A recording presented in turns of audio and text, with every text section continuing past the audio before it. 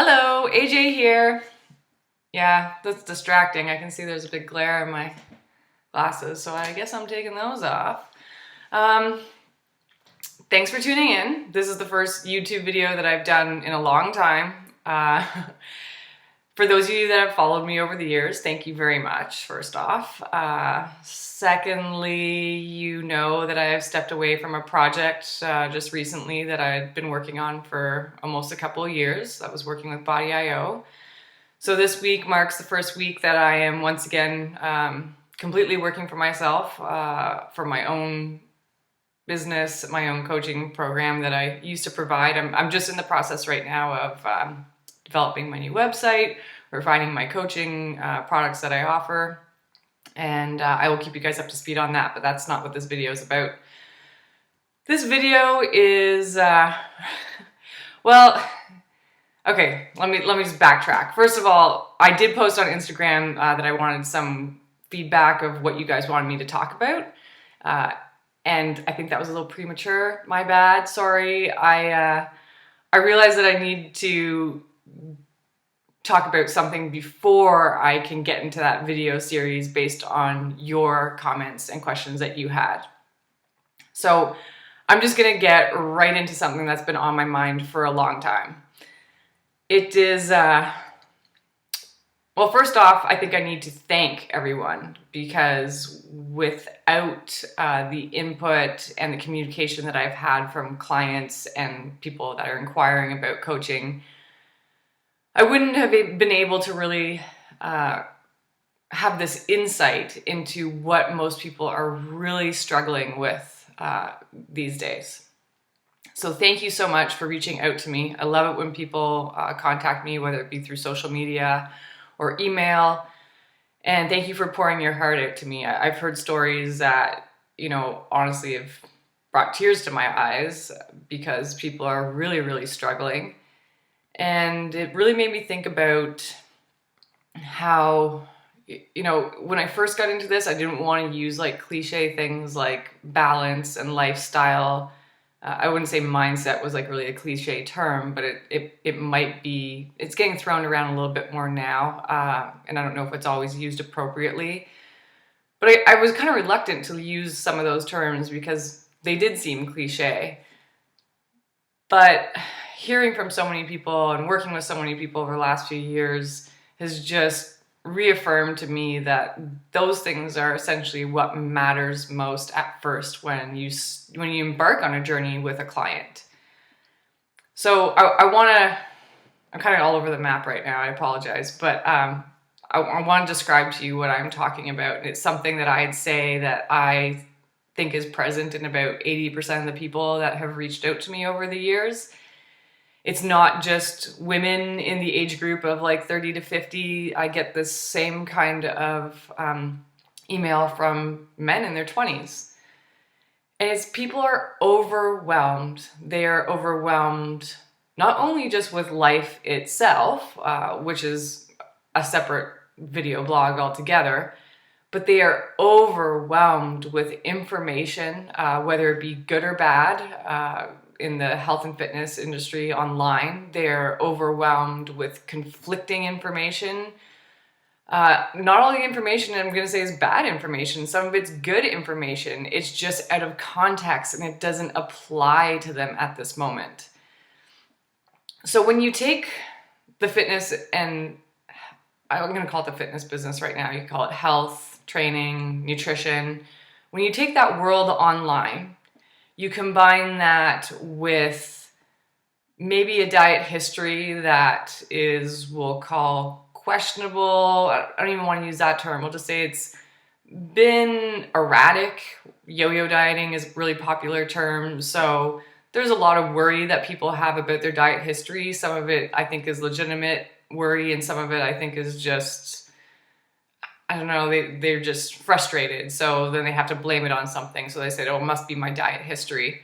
I'll tell you right now, your diet history and what you have been doing recently does obviously play in how you move forward.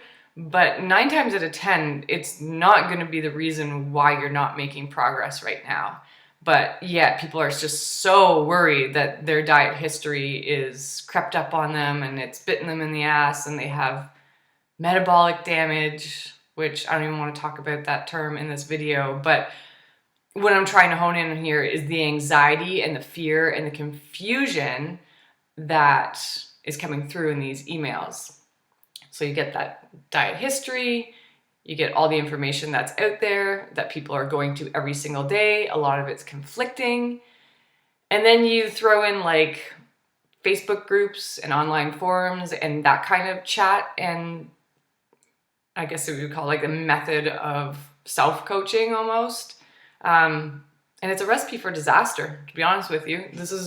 I see all these people that are hyper-focused and super stressed out on things that don't matter. And because they're so distracted by these articles that appear every single day, they're never consistently doing the 5 or 6 things that they need to do to actually be successful when it comes to reaching their goals.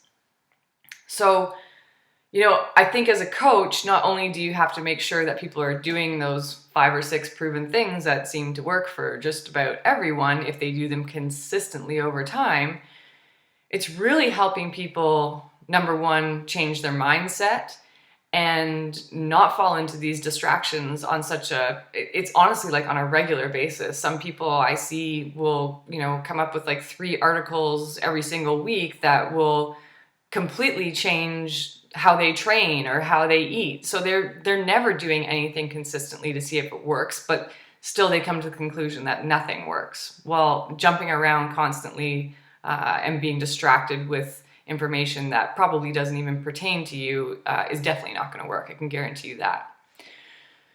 So all these things are happening. People are super, super frustrated. And then there's just like this underlying negativity and self-defeat right from the get-go. Like I have had people say to me, I have worked with 12 coaches. I don't really care at this point if it's another few $100s. I just want to see if there's something you can do.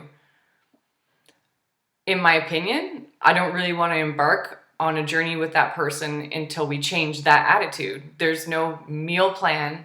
There's no exercise. There's no lifestyle habit that's going to change that way of thinking and that self-defeating mindset right from the get-go. So that has to be really tackled first and foremost.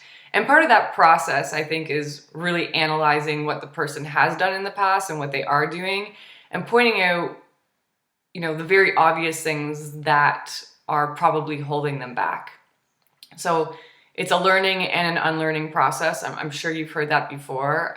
It's not an uncommon thing to hear someone say.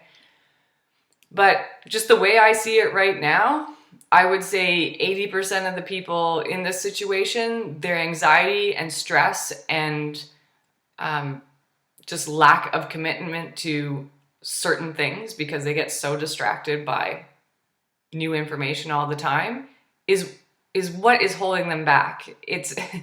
It's not the other things that they're trying to do. It is the stress and the anxiety and confusion and that negative mindset that's what's holding them back.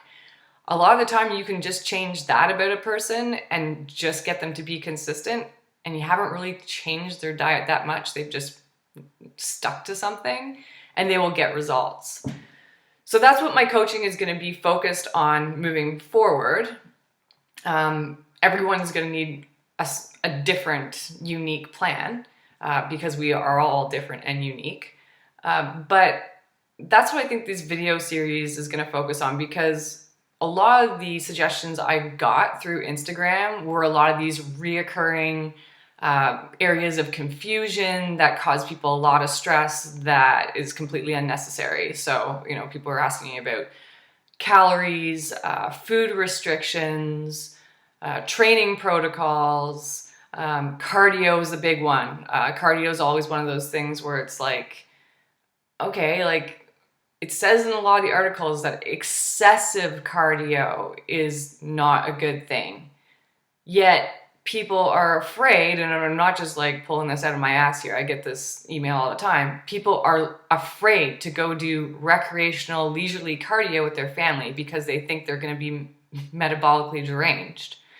I can tell you that, based on what I think people are reading, yeah, I think some of it is just poorly written material. And then other times I just think people's interpretation is just way off. And that's okay. It's not your job. A lot of these people who come to a coach for coaching, they have another area of expertise. They're a teacher, or they're a social worker, or they are a journalist. It's not their job to understand all these things, and it can be really, really confusing if in that little bit of spare time that they have, they're trying to decipher all this information. So that's why I always tell people, I'm like, hey, even if the coach isn't me, hire a coach. Let them help you focus your energy on what you should be worried about and what you shouldn't be. And just that in itself is more often than not, going to get you out of your rut. So I don't want this video to go on too long. Thank you everyone for tuning in. I'm going to record some more videos kind of on this topic of where I see this anxiety coming from and this confusion, and where people are kind of missing the point and, just selling themselves short when it comes to, oops, sorry, I don't know why that just happened. I guess I need to sort that out too. But I will be in touch with you guys next week with another short YouTube blog. Thanks everyone.